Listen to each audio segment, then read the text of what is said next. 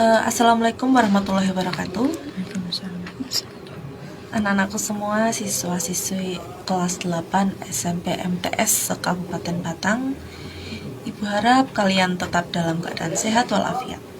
Ya, masih semangat ya pada pagi menjelang siang ini untuk setia mendengarkan program siaran pendidikan Ayo Belajar via Radio.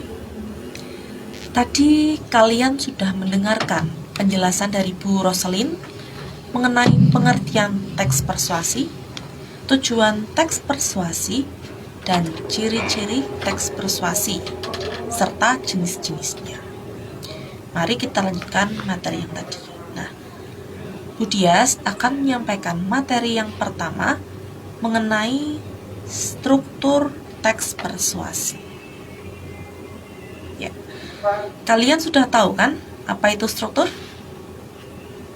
Nah, jadi struktur itu bagian, sehingga struktur teks persuasi adalah bagian-bagian dari teks persuasi. Sebelum Budia sebutkan struktur teks persuasi apa saja, mari kita dengarkan percakapan berikut ya. Nur, Iya, Ta. pulang sekolah besok, kita makan ke warung bakso dekat sekolah yuk. Ada promo loh. Males ah. Ada promo loh, yuk kita besok ke sana.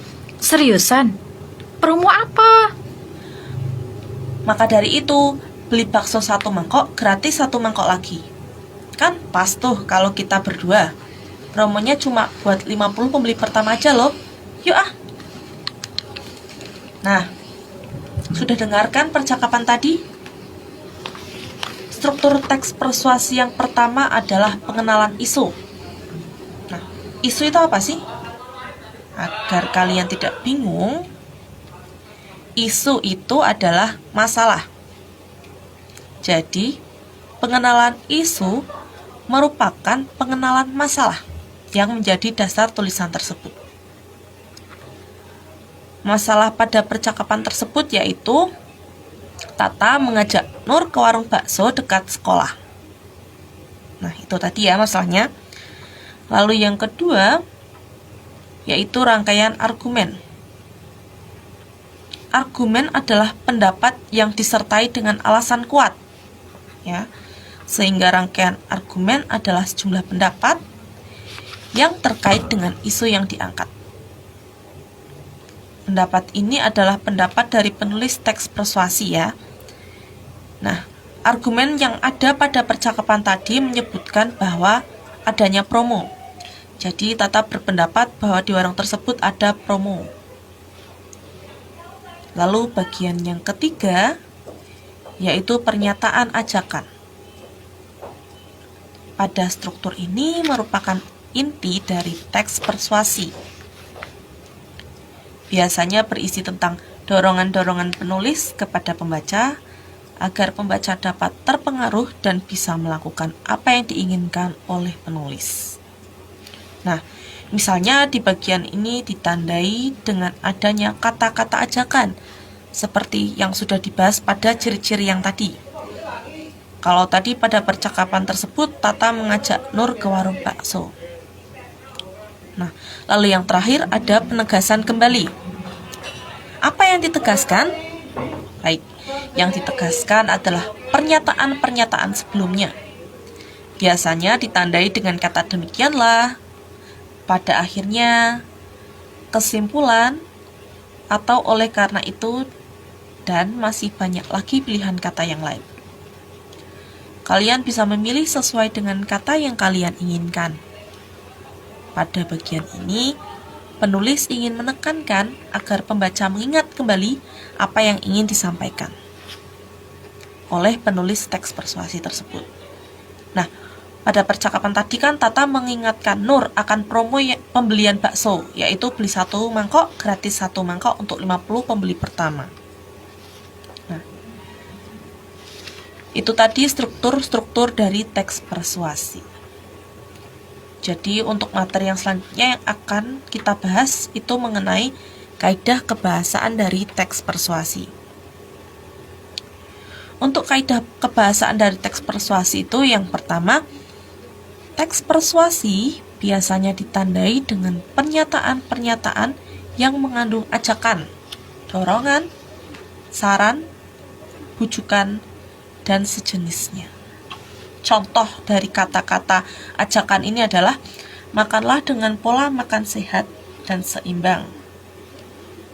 Atau contoh yang kedua, buanglah sampah pada tempatnya. Nah, pada kalimat itu, dua kalimat itu ada kata makanlah dan buanglah. Nah, itu merupakan salah satu bentuk contoh kata bujukan atau ajakan, ya. Lalu yang kedua, menggunakan kata-kata teknis atau peristilahan yang berkenaan dengan topik yang dibahas. Contohnya, teks persuasi yang dibuat membahas masalah tentang remaja di Indonesia. Berarti menggunakan kata-kata yang berkaitan dengan masalah-masalah mengenai remaja. Dan kaidah kebahasaan yang ketiga itu menggunakan kata-kata penghubung yang argumentatif. Kata penghubung yang argumentatif itu penghubung yang mengandung alasan, ya. Contoh kata penghubung argumentatif itu ada jika, sebab, karena, dengan demikian, oleh karena itu, dan lain-lain. Nah, salah satu contohnya yang Budias berikan yaitu, oleh karena itu, untuk menjaga kebersihan lingkungan sekolah, anak-anak harus membersihkan sampah yang berserakan di lingkungan sekolah. Nah, itu tadi contohnya, ya. Lalu yang kaidah kebahasaan yang keempat, menggunakan kata kerja mental. Nah, anak-anak pernah dengar apa itu kata kerja mental?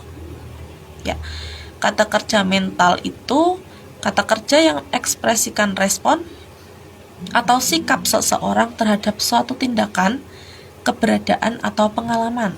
Nah, contoh kata kerja mental di sini kalimatnya ada, diharapkan anak-anak belajar dengan giat agar nilai memuaskan. Nah, itu kalimat yang pertama. Lalu kalimat yang kedua, Rina berpendapat bahwa setiap anak wajib belajar dengan rajin. Nah, itu tadi dua kalimat, contoh dua kalimat kata kerja mental, ya. Terus kata kerja mental yang terdapat pada kalimat tadi ada kata diharapkan dan berpendapat. Dan masih banyak lagi contoh kata kerja mental yang lain bisa kalian cari di internet, ya. Lalu yang kelima, menggunakan kata rujukan. Nah, kata rujukan di sini ada contoh kalimatnya yang pertama, berdasarkan data Dinas Kesehatan, jumlah penderita COVID-19 masih terus bertambah. Nah, itu contoh kalimat yang pertama. Lalu, contoh kalimat yang kedua, merujuk pada pendapat Menteri Pendidikan, pembelajaran tatap muka masih belum bisa dilaksanakan. Nah, kata rujukan yang terdapat pada kalimat tersebut adalah berdasarkan data dan merujuk pada pendapat. Nah, itu ya. Pernyataan-pernyataan seperti itu digunakan untuk meyakinkan pembacanya. Lalu kita lanjut materi yang terakhir, yaitu langkah-langkah menulis teks persuasi. Nah, untuk menulis teks persuasi, yang pertama, tentukanlah tema atau topik karangan. Nah, topiknya ini harus berisi bujukan atau ajakan. Misalnya topiknya tentang pendidikan. Nah, itu tadi topiknya. Lalu yang kedua, menentukan tujuan yang mendasari dari masalah yang diceritakan. Nah, dari topik yang sudah kita pilih tadi, tujuan dari teks persuasi ini untuk mengajak anak-anak agar giat belajar. Lalu yang ketiga, mengumpulkan fakta dan pendapat yang mendukung keseluruhan cerita. Hal ini dapat diperoleh dari pengalaman atau pengamatan di sekitar kita. Lalu yang keempat, ada langkah membuat kerangka. Lalu langkah yang terakhir, mengembangkan kerangka teks tersebut. Nah, berikut ini ada contoh teks persuasi tentang pendidikan dengan judul "Mari tingkatkan kesadaran terhadap pentingnya pendidikan". Memiliki anak yang cerdas dengan bakat yang terasah merupakan impian bagi setiap orang tua di dunia. Tentu, orang tua perlu sadar betul tentang pendidikan bagi anak-anaknya. Orang tua merupakan lembaga pertama yang berkewajiban dalam menyampaikan ilmu pada anak-anaknya. Orang tua juga bertanggung jawab atas pendidikan bagi anak-anaknya.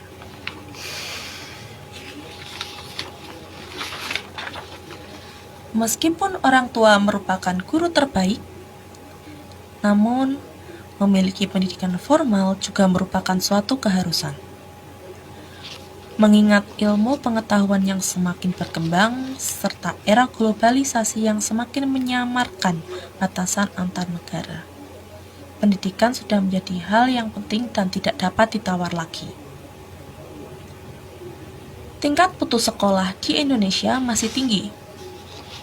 Tercatat 60% siswa sekolah menengah atas di Indonesia mengalami putus sekolah. Berdasarkan data dari UNESCO, Institute of Statistics, dan menjadikan Indonesia sebagai negara dengan tingkat putus sekolah SMA tertinggi kedua di dunia setelah Cina. Fakta ini menyiratkan jika kesadaran akan pendidikan di Indonesia masih kurang. Orang tua diharapkan mampu memotivasi serta mendukung anak-anak dalam hal mengenyam pendidikan, mengingat pendidikan bagi masa depan anak. Pendidikan merupakan salah satu kunci terpenting untuk mendapatkan kehidupan yang lebih baik.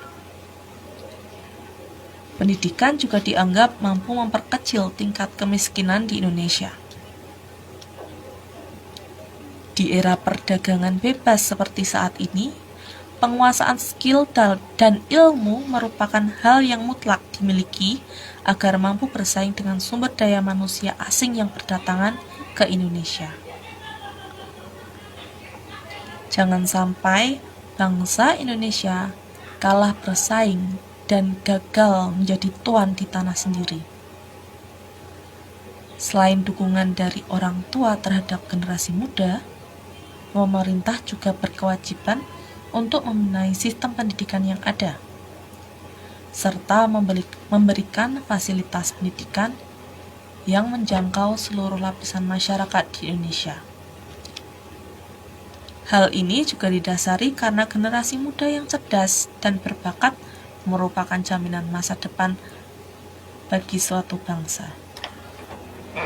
Oleh karena itu, marilah kita tingkatkan kesadaran akan pendidikan, karena pendidikan merupakan kunci masa depan. Baik, itu tadi contoh teks persuasi yang dapat Dias berikan. Demikian materi yang dapat Ibu sampaikan. Semoga kalian dapat memahami apa yang sudah Ibu Dias dan Bu Roselin sampaikan. Jika ada materi yang kurang dipahami, bisa ditanyakan pada guru mapel masing-masing di grup WA yang ada. Jangan lupa tetap di rumah saja, rajin cuci tangan, dan selalu pakai masker jika harus pergi keluar rumah. Dan selalu ingat bahwa masa depan adalah milik mereka yang menyiapkannya hari ini.